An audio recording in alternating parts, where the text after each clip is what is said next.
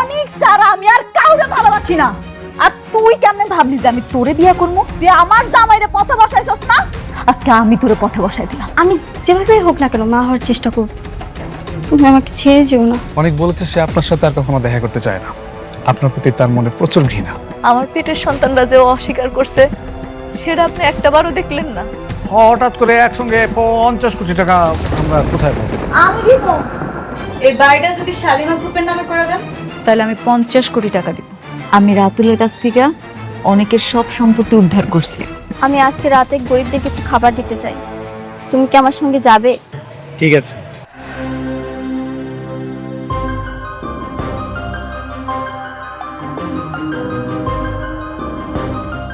সারাদিন কি করলা? একটা থাকার ব্যবস্থা করতে পারলে না সারাদিনে? কেন আপনারা জানেন না যে আমার ব্যাংক ব্যালেন্স সবকিছু শেষ হয়ে গেছে? আর আমার যে কার্ডগুলো ছিল সেগুলো ব্যাংক লক করে দিয়েছে। এই মুহূর্তে আমি কি করবো আসলে কিছুই বুঝতে পারছি না। সারাদিন কিচ্ছু খাই নাই, না খাইতে খাইতে আমার মায়েরা কেমন একেবারে মুখ টুক শুকায় গেছে। একটা রাত তো, একটু ধৈর্য ধরেন, কালকের মধ্যে কিছু একটা ব্যবস্থা করবো। আরে সেটা করো, আমাকে যা কিছু ওই ফকিনের বাচ্চার জন্য হয়েছে। তুমি কিন্তু ওই ফকিনের বাচ্চার উপর একদম চরম প্রতিশোধ নেবে, একদম চরম প্রতিশোধ। আগে বেঁচে থাকতে দেন, তারপর প্রতিশোধটা নিয়ে। এই দেখো দেখো, কি?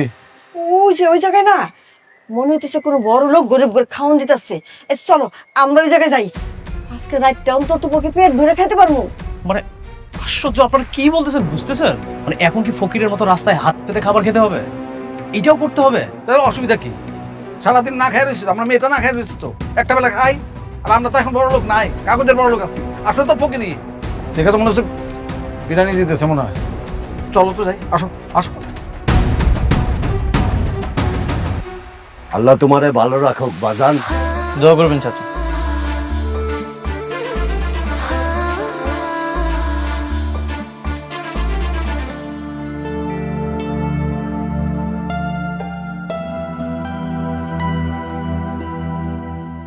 এই এটা তো অনেক, আর ওই যে অনেকের নতুন বউ। এই মান সম্মান তো সব শেষ হয়ে যাবো। চুপ করে থাকো, আমি বড় করে ঘুমটা দিই আর তুমি মাথাটা নিচে করে রাখো। জিগাইলে কমু তোমার ঘাড়ের সমস্যা আছে, ঘাড় সোজা হয় না।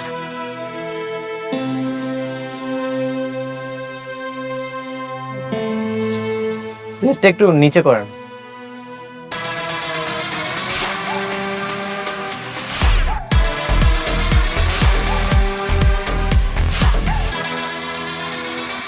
চাচা আপনি? হ্যাঁ, আমি কেউ না, আমি কেউ না। চাচি আপনিও?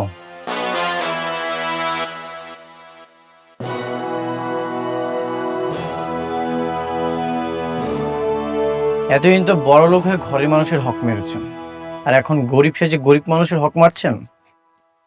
ওনাদের আর কিছুই নেই অনেক। মেঘলা তাদের সব সম্পত্তি নিয়ে তাদেরকে রাস্তার ফকির বানিয়ে দিয়েছে। হ্যাঁ বাবা, তোমার প্রথম বউ মেঘলা আমাদের সবকিছু কায়রা নিয়েছে। কায়রা নিয়ে রাস্তায় আমাদের এমন ভাবে নামাইছে, বাধ্য হয়ে ওনাদের সাথে খাবার খাইতে বসছি।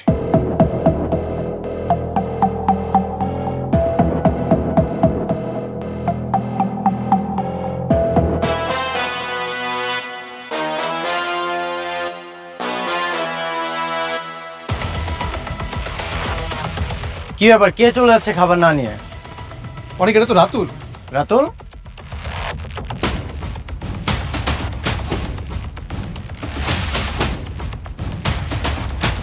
কোথায় পালাচ্ছিস? ভিক্ষা করতে এসে ভিক্ষা না নিয়ে চলে যাচ্ছিস? আমি তোর এখানে ভিক্ষা করতে আসি নাই। এখন এত অহংকার তোর? তোর মতো বেঈমান বিশ্বাসঘাতকের এর চেয়ে কোন পরিণতি আর হতেই পারে না। অপেক্ষা কর, দিন তো মাত্র শুরু। রাতুল, তোর মনে আছে এই রাস্তায় এই ফুটপাতে তোকে কুড়িয়ে পেয়েছিল? তোকে বন্ধু বানিয়ে বুকে জড়িয়ে ধরেছিলাম, কিন্তু সেই তুই কি করলি? আমার এই বুকেই ছুরি মারলি। প্রকৃতি কি বিচার দেখ, যেই রাস্তায় তোকে কুড়িয়ে পেয়েছিলাম সেখানটাতেই তোকে পৌঁছে দিয়েছে। বাবাজি, মানতাছি আমরা ভুল করছি। বাবাজি, তোমার তো মন অনেক বড়। আমাদের না থাকার কোনো জায়গা নাই, খাওয়ার কোনো জায়গা নাই। তুমি আমাকে একটু আশ্রয় দাও বাবাজি। আপনাদেরকে আমার বাসায় আশ্রয় দিয়ে জীবনের সবচেয়ে বড় ভুল করেছিলাম। আপনি আমার অনেক ক্ষতি করেছেন, আর একটা ক্ষতিও হতে দিব না। সাপের বিষ নামলেও ছবলদার স্বভাবটা কিন্তু কখনোই পরিবর্তন হয় না। ঠিক তেমন বেঈমানকে ক্ষমা করা গেলেও বুকে টেনে নেওয়া যায় না। লাগলে 2 প্লেট খাবার বেশি নেন, কোনো সমস্যা নেই, কিন্তু এই অনিক চৌধুরীর বুকে আর কখনো স্থান হবে না। সাবির, বাকি যারা আছে সবাইকে খাবার দিয়ে বাসায় এসো। বৃষ্টি চলো।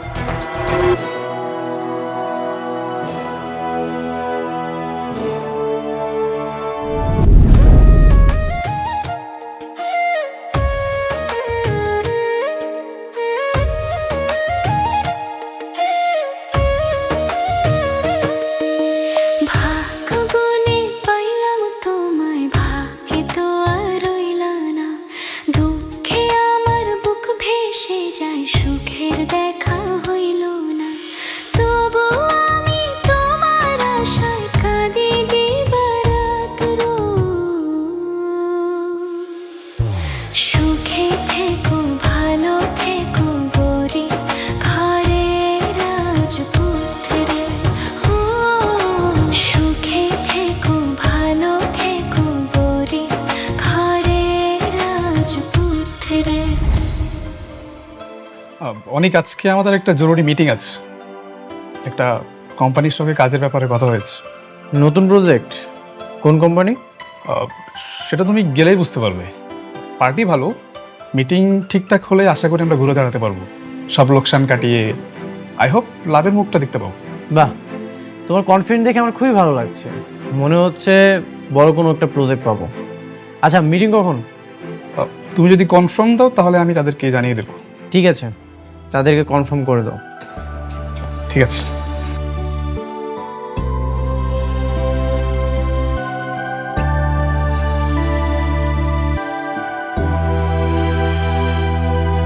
খালা আমি লবণ দিছি, তাও আপনি একবার দেখলেন।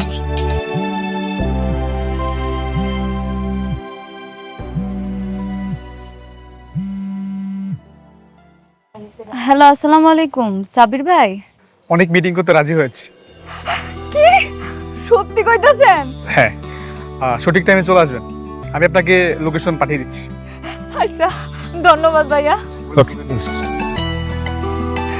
আম্মা, আব্বা, কই তোমরা তাড়াতাড়ি আইও।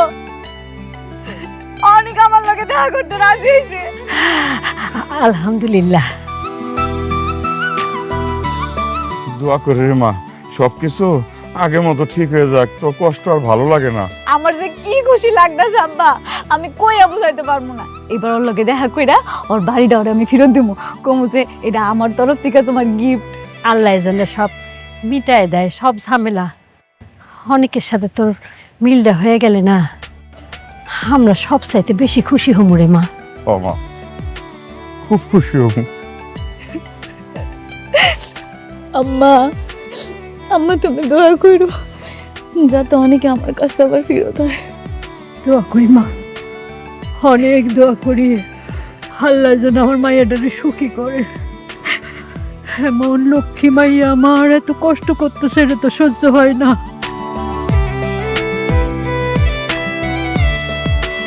আপনি? স্যার, আমি রাতুল রাজ। এতদিন আমি শালিমা বিল্ডার্সের সাথেই কাজ করেছিলাম। শালিমা বিল্ডার্স? এই নামটা আমার সামনে যে উচ্চারণ করে আমি তার মুখই দেখি না। স্যার, আমি একটা সহযোগিতার জন্য আপনার কাছে এসেছি। আমার বিশ্বাস এই সহযোগিতাটা আপনি ছাড়া আর কেউ করতে পারবে না। আমি সহযোগিতা করব? জি স্যার। যেমন? স্যার, আমি জানি শালিমা বিল্ডার্সের যে নতুন মালিক এসেছে সে আপনাকে চরমভাবে অপমান করেছে, আর আপনার মতো একজন স্বনামধন্য মানুষকে যে এইভাবে অপমান করতে পারে সে মোটেও ভালো মানুষ নয়। ও তো একটা বেয়াদব। ওর জন্যই আমি শালিমা গ্রুপের সঙ্গে সব ব্যবসা বন্ধ করেছি। স্যার, আপনি তো জানেন যে ওই মেয়ে কখন, কোথায়, কিভাবে, কোন পরিস্থিতির মধ্যে দিয়ে এখানে এসেছিল, তাই না? জানি, আর এজন্যই তো ওকে খুঁজে বের করার জন্য আমি খুব চেষ্টা করেছিলাম। যদি জানতাম এত বড় বেয়াদব হবে তাহলে কোনো দিনই খুঁজতাম না। স্যার, আপনি একটু আমাকে সেই সময়ের কিছু তথ্য দিয়ে সহযোগিতা করবেন প্লিজ। অবশ্যই করব। Thank you. Best of luck. Good afternoon sir, please বসুন। বুঝু শুন, ওনার হাজবেন্ডের সঙ্গে উনি আজকে এখানে দেখা করবেন, তো আপনাকে একটা কাজ করতে হবে। ওনার হাজবেন্ড যখন আসবে আপনাকে একটা স্পেশাল ব্যবস্থা করতে হবে। যেমন আমি আপনাকে বুঝিয়ে বলি, সুন্দর একটা রোমান্টিক মিউজিক বাজাবেন, আর যদি পারেন সাথে কিছু ফুল ছিটিয়ে দেবেন, তাহলে তো আরো সুন্দর হয়। হ্যাঁ, বুঝতেই তো পারছেন স্বামী স্ত্রীর রোমান্টিক মুহূর্ত। কার জন্য স্যার? এই বস্তির মেয়ের জন্য আমার রেস্টুরেন্টে রোমান্টিক মিউজিক বাজাবো, ফুল ছিটাবো? এই, আপনি কাকে কি বলছেন? হ্যাঁ, আপনি জানেন উনি কে? আপনি জানেন আমি কত বছর ধরে এই রেস্টুরেন্টে আছি? ফকির মিসকিন আমি দেখলেই চিনতে পারি। শুনেন, আপনারা ভুল জায়গায় আসছেন, আপনারা বাইরে যান। মিটিংটা এখানেই হইব। কত টাকা লাগবে কোন? আপনি আমাকে বলেন কত টাকা আপনার প্রয়োজন। যত টাকা লাগুক আমি অ্যাডভান্স দিতে রাজি আছি। কত টাকা দেবেন? আমার রেস্টুরেন্টের এক কাপ কফির দাম কত সেটা বলতে পারো? স্যার প্লিজ, আপনারা আসলে টাইম ওয়েস্ট করেন না। রাস্তা থেকে আসছেন, রাস্তায় যান প্লিজ। এক্সকিউজ মি, কারো সম্পর্কে না জেনে এসব উল্টাপাল্টা কথা বলা ঠিক না। হ্যাঁ, আর আপনি যাকে এসব বলছেন তার সম্পর্কে জানলে তার পা জড়িয়ে ধরবেন। কেউ নেই। কোথাকার রাজকন্যা সে? আপনি ওনার পোশাক দেখছেন? সম্ভবত পায়ে তো একটা ভালো স্যান্ডেলও নাই, আর তার পা ধরবো আমি না? স্যার প্লিজ আপনি যান, আমার গেস্ট আসবে, টাইম ওয়েস্ট করে না প্লিজ। বুঝতে পারছি, আপনি এমনি বিশ্বাস করবেন না। এই যে আমার কার্ড, এখানে টাকা আছে। আপনি চাইলে এখনই 50,000 টাকা অ্যাডভান্স নিতে পারেন, আমার কোনো অসুবিধা নাই। আপনি একটু তাড়াতাড়ি করবেন, আমার স্বামী যে কোনো সময় আসতে পারে। আমি চাই না সে আইসা আমাকে এরকম বিব্রত করা অবস্থায় দেখুক। এই কার্ড তুমি আপনারা চুরি করছেন? নিম্নে 1000 কোটি টাকার মালিক যে না হবে তার কাছে এই কার্ড থাকতে পারে না। আপনারা কি কোনো গ্যাংয়ের লোক? কি বলতেছেন এসব? আপনি কার্ডটা দেখেন না, কার্ডটা দেখেন যে কার নাম লেখা আছে, এরপরেই তো সবকিছু ক্লিয়ার হয়ে যাবে, তাই না? আপনি শুধু শুধু কেন এগুলো বলতেছেন? আমার দেরি হয়ে যাইতেছে, আমার স্বামী আসবো, আপনি কাজটা শুরু করেন তাড়াতাড়ি।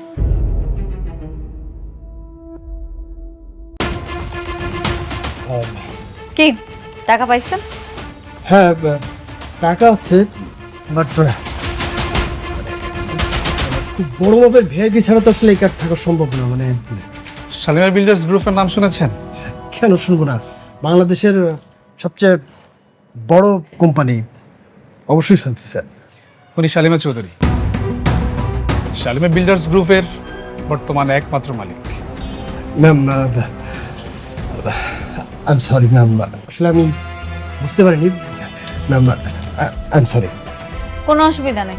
আপনার একটা কথা বলি, পোশাক দেখে মানুষের বিচার করবেন না। আপনি একটু কাজটা তাড়াতাড়ি করেন, আমার স্বামী যে কোনো সময় আসতে পারে। আমি চাই সে আসলে যাতে সবকিছু ঠিকঠাক দেখে। আর কাজটা শুরু হওয়ার পরে আপনি অবশ্যই জানাবেন আমাকে। জি জি জি, আপনি কোনো চিন্তা করেন না ম্যাম, আমি সব ব্যবস্থা করি, আমি নিজে থেকে ব্যবস্থা করে দিচ্ছি। ম্যাম আপনার বসুন প্লিজ। এই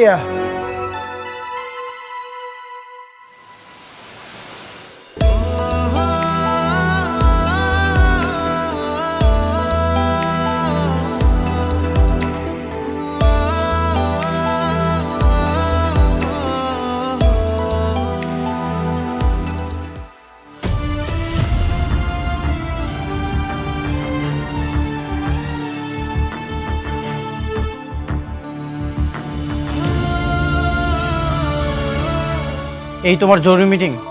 তুমি আমাকে মিথ্যা বলে ওর সাথে দেখা করানোর জন্য নিয়ে এসেছো? অনেক অনেক, উনি কি বলতে চায় তুমি আগে শোনো, না শুনে এভাবে রেগে যেও না। অনেক, ওনার কোনো দোষ নাই। আমি ওনারে অনেক করে বলছি, সেই জন্য উনি আপনার সাথে আমার দেখা করার ব্যবস্থা করে দিছে।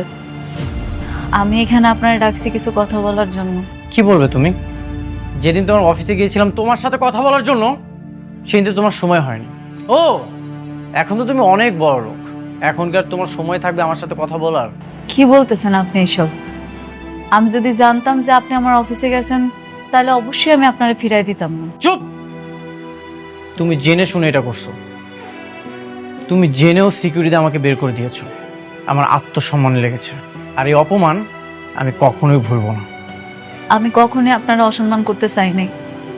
আমি যখন জানতে পারছি আপনি আমার অফিসে আসছিলেন, তখন আমি সাথে সাথে আপনারা ফোন দিছিলাম, কিন্তু আপনি আমার নাম্বারটা ব্লক করে দিচ্ছেন। তুমি আমাকে খুঁজছো কেন? আমাকে দিয়ে তোমার কি দরকার? তুমি তো এখন শালিমা বিল্ডার্সের মালিক, কোটি কোটি টাকার মালিক। সামান্য অনেকটা দিয়ে তোমার কি দরকার? কি আসে যায় আমাকে দিয়ে? এটা ভুল বললেন আপনি।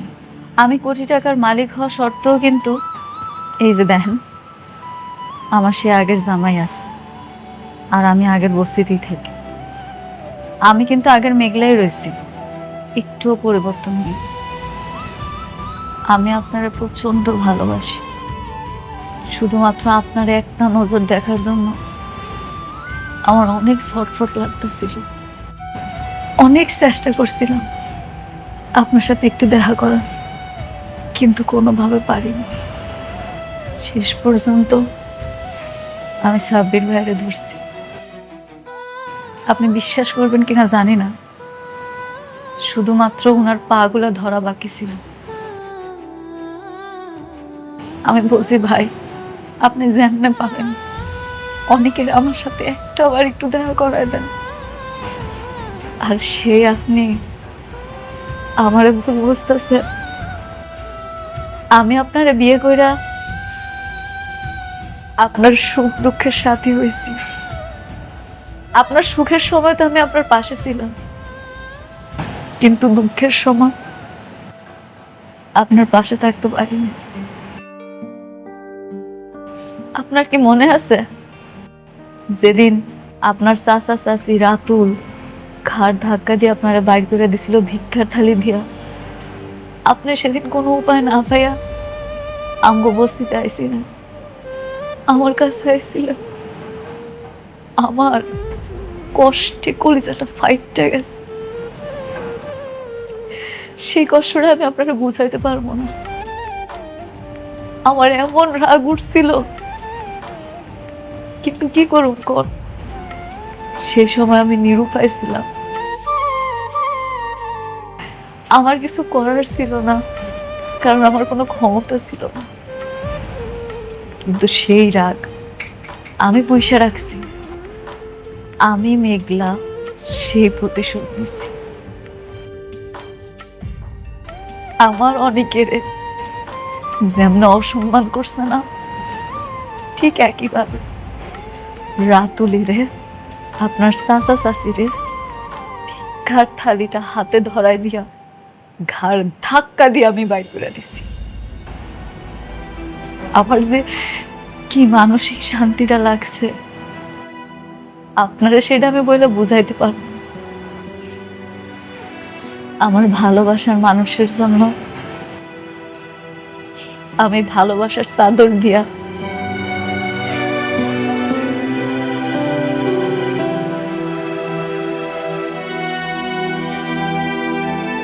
একটা উপহার জড়ায় রাখছিলাম।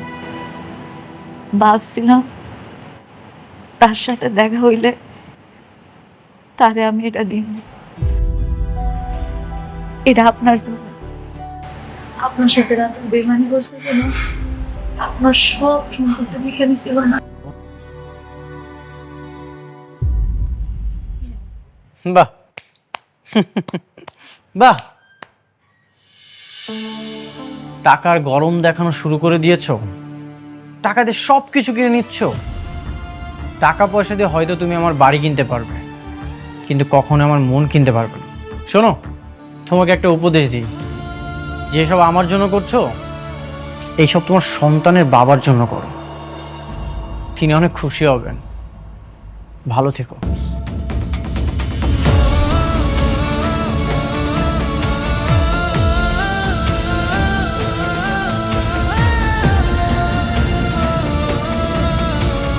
সরি, আমি আসলে বুঝতে পারিনি অনেক আপনার সাথে এরকম ব্যবহার করবে। আর আমি তো আপনাকে বলেছিলাম অনেক আপনার উপর অনেক রেগে আছে। না, কোনো অসুবিধা নেই ভাইয়া, এটা তো হওয়ারই ছিল। কিন্তু আমি এই জিনিসটা এখনো বুঝতেছি না উনি কেন আমার উপরে রাগ। আর অনেক যেহেতু আমার সাথে রাগ করা ছিল, সে কেন আমার অফিসে গেছিল, কি চাইতেছিল, কি জানতে চাইছিল, কিচ্ছু বুঝতেছি না। আপনি কি জানেন কিছু? আপনার একটা বান্ধবী আছে না, নীলা নাম, তার বাবার নাম আনিস চৌধুরী। তাদের বেশ কিছু প্রজেক্ট আমাদের দায়িত্ব ছিল। তারপর একদিন একটা ঝামেলা হওয়ার পর তারা তাদের সকল প্রজেক্ট আমাদের থেকে নিয়ে যায়। তাই অনেক আপনার কাছে গিয়েছিল, যদি আপনাদের কিছু প্রজেক্ট আমাদেরকে দেন তাহলে খুব উপকার হতো, এটাই। হ্যাঁ, আমি তো ওইটাই চাই। আমি এখন থেকে আমাকে সব প্রজেক্ট অনেকের দিতে চাই। আমি রাতুলের সব প্রজেক্ট ক্যান্সেল করে দিছি। আমি চাই আমাকে সামনে যত কাজ আসবো সব অনেক করব। আপনি একটা কাজ করেন না, অনেকের সাথে আমার আর একটা বার দেখা করার সুযোগ করে দেন না। আমার লোকে দেখা হইলে ওরা সব কিছু বোঝায় বলবো। অনেকের মাথাতে এখন একটু গরম আছে। আচ্ছা, মাথা ঠান্ডা হলে আমি তাকে বুঝাবো, আমি দেখবো ব্যাপারটা। হ্যাঁ, তাহলে আজকে আসি।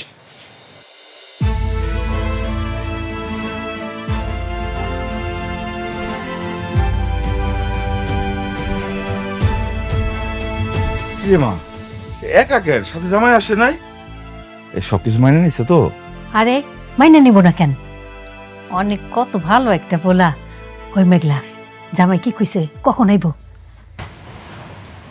আসবো না আম্মা, অনেক আর আসবো না। আমার মনে হয় অনেকের লগে আর কোনো দিন মিল হইব না। হয় আমার কোনো কথা শুনতে চায় না, আমার অপবাদ দেন। ওই কি আমার কোনোদিনও বুঝবো না। কি কস এসব? আচ্ছা, ও ওর বাড়ি পেয়ে ও খুশি হয় নাই, নাকি তুই ওর বাড়ি ফেরত দিস নাই? দিছি আব্বা, কিন্তু নেয় নাই, আমার অপমান করছে। আব্বা, কত আশা করে গেছিলাম, পুরা কপাল আমার। আমার ভাগ্যে মনে আর সুখ নাই, শুধু শুধু স্বপ্ন দেখছি। আচ্ছা, ঘরে চল, চল তো ঘরে চল, দে আমার কাছে দে। অনেক সাব্বির বলছিল যে সালিমা বিল্ডার্স গ্রুপের সমস্ত কাজকর্ম আমাদেরকে দিতে চাচ্ছে। তোমার সঙ্গে নাকি তোমার প্রথম স্ত্রী মেঘলার মিটিং হয়েছে? আমি স্যারকে বলছি। হ্যাঁ, মিটিং হয়েছে, কিন্তু আমি রাজি হইনি। কেন রাজি হবে না? এত বড় সুবর্ণ সুযোগ কেউ হাতছাড়া করে? তাছাড়া আনিস চৌধুরীর কারণে বর্তমানে আমাদের ব্যবসার কি অবস্থা সেটা তো তুমি ভালো করেই জানো। হ্যাঁ জানি বাবা, কিন্তু আমি মেঘলার কোনো দয়া নিতে চাই না। ওর কাজ করে আমি বড় হতে চাই না। আর তাছাড়া বৃষ্টি এটা কখনোই মেনে নেবে না। আশ্চর্য, বৃষ্টি কেন জানবে? তাছাড়া বিজনেস আর পারিবারিক সম্পর্ককে এক করো না। তুমি তো কাজটা বিজনেস হিসাবেই নিচ্ছ, তাই না? এখানে ব্যক্তিগত বিষয় কেন টানবে? কিন্তু বাবা, দেখো বাবা, তুমি তো খুবই ভালো ছেলে এবং কিভাবে ব্যবসা পরিচালনা করতে হয় সেটা কিন্তু তুমি খুব ভালো করেই জানো। আর আমার তো বয়স হয়েছে, এই বয়সে যদি ব্যবসা লোকসান হয় তাহলে তো আমাদেরকে পথে বসতে হবে। ঠিক আছে, আমি আগামীকাল যাব শালিমা বিল্ডার্সের মিটিং করার জন্য। Thank you. আমি আশা করব তুমি এই সুবর্ণ সুযোগ হাতছাড়া করবে না। হ্যাঁ,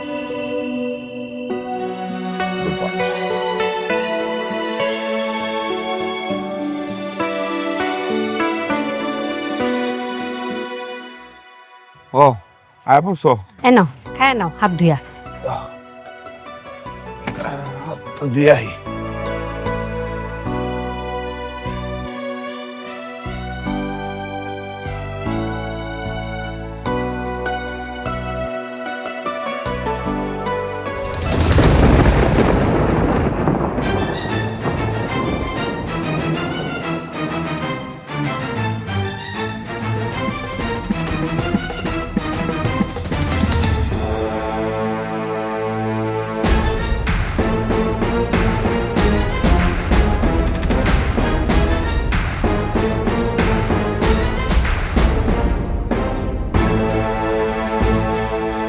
ও চাচা, দাঁড়ান।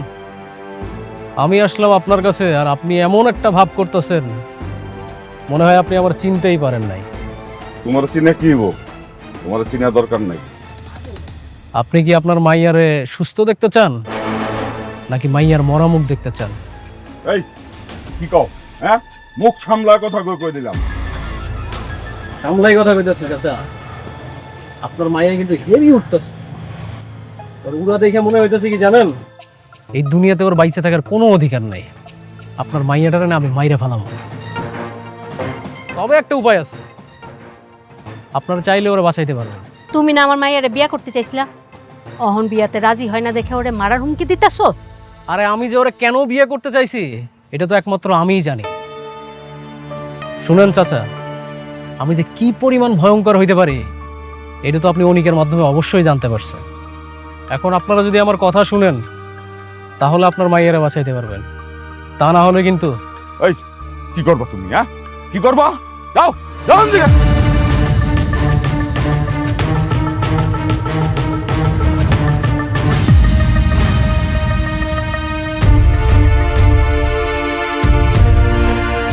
বইরার কলজাটা অনেক বাইরে গেছে না, একদম কলজার মধ্যে দুইটা ভইরা দেবো। কই নিয়ে যান? কারে বাঁচাইতে আসছেন? আপনার স্বামীরে নাকি আপনার মাইয়ারে? মাফ করে তো বাবা, আমাকে মাফ করে, ভুল করছি, ভুল হয়ে গেছে আমাকে। এই তো লাইনে আসছেন। আমার কথা না শুনলে কিন্তু আপনার স্বামী আর মাইয়া দুইটারই হারাইবে। কমু বাবা, কমু, সব কমু। এখন তাহলে আমি যেটা কই সেটা শুনেন মনোযোগ সহকারে, বুঝতে পারছেন? আমার কথা শুনলে আপনি আপনার স্বামী, আপনার মাইয়া দুইটারে বাঁচাইতে পারবেন।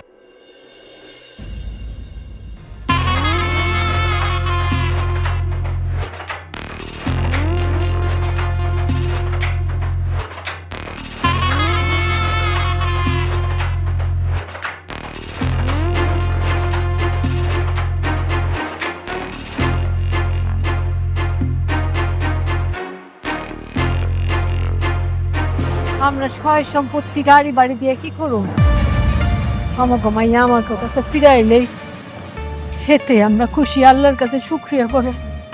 সালাই যে বললাম, এখন আমি কি করবো কিছুই বুঝতে পারতেছি না।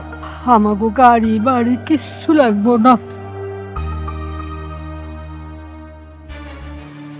ম্যানেজার আঙ্কেল, ম্যাডাম, আপনি অনেকের সব কিছু দেওয়ার ব্যবস্থা করেন। ঠিক আছে ম্যাডাম। ম্যাডাম, উনি কি আমাদের কাজটা করবেন? কেন করব না? আমি সাব্বির সাহেবের সাথে কথা বলছি, উনি বলছে যেমনি হোক অনেকের আনানোর ব্যবস্থা করব। আমার মনে হয় উনি আইসাও পড়তেছে। ঠিক আছে ম্যাডাম, তাহলে আমি ব্যাপার চলে এসেছি। কেমন আছেন আপনি? রাতুল সাহেব, আপনি আবার আসছেন? জি। সাথে এত লোক কেন? সিকিউরিটি কোথায়? সিকিউরিটি! কি ব্যাপার, আপাতত তোমরা ঢুকলো কিভাবে? হ্যাঁ? আরে ম্যানেজার সাহেব, রিল্যাক্স। আপনি এত উত্তেজিত হচ্ছেন কেন? আচ্ছা, ওই আগে ইন্ট্রোডিউসটা করে দিই। হ্যাঁ, এই যে আমার পাশে যাকে দেখতে পাচ্ছেন, ইনি হচ্ছে একজন লয়ার। আর ওই যে ওনাকে দেখছেন, উনি হচ্ছে আমাদের থানার অফিসার। আর এনাকে তো চিনিনি। আর ওনাদের সম্পর্কে না পরেই বলি।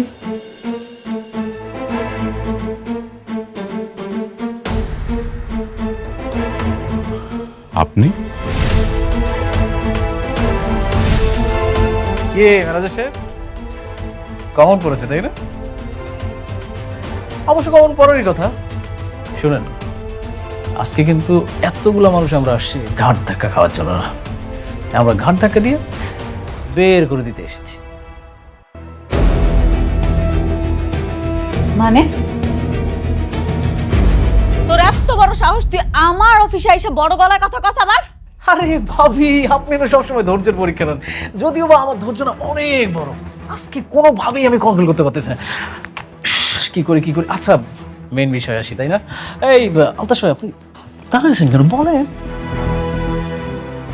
সেদিনই আমার সন্দেহ হয়েছিল, শাকের সাহেবের মতো একজন ভদ্রলোকের মেয়ে এত বেয়াদব হয় কি করে। আসলে বস্তির থেকে আসা মেয়ে তো এরকম তো হবেই। আলতাফ সাহেব, আপনি কিন্তু আপনার সীমা ছাড়িয়ে যাচ্ছেন। হ্যাঁ, আপনি ম্যাডামকে যেভাবে অপমান করে কথা বলছেন, আপনি জানেন না যে আপনাকে এখানে কি করতে পারি আমি। আরে রমজান সাহেব, আপনি না সবসময় শুধু উত্তেজিত হয়ে যান। আপনার বয়স হয়েছে, ভিপি লো হয়ে যাবে। আচ্ছা শুনেন, আপনি কাকে ম্যাডাম ম্যাডাম বলতেছেন?